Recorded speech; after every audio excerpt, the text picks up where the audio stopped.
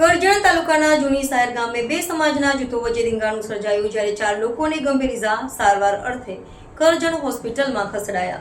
સૂત્રોની મળતી માહિતી મુજબ ગઈકાલે કરજણ તાલુકાના જૂની સાયર ખાતે માછીમાર સમાજના યુવકોએ ગણપતિ બાપાની શોભાયાત્રા કાઢતા શોભાયાત્રા ક્ષત્રિય સમાજ દ્વારા અટકાવવામાં આવી હતી।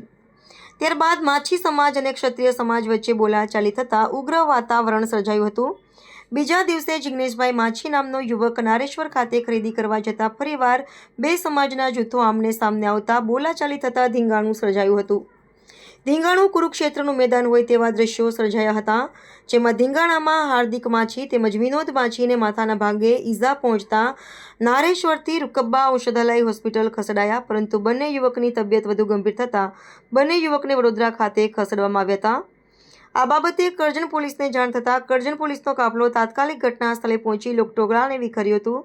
ત્યારબાદ ડીવાયએસપી કરજણ, સ્થાનિક પોલીસ, એસઓજી પોલીસ તેમજ એલસીબી પોલીસ સાયર ગામે ઉતરી સાયર ગામના ચાપતા લોખંડી ચુસ્ત બંદોબસ્ત ગોઠવી દઈ તપાસ વધુ હાથ ધરી છે।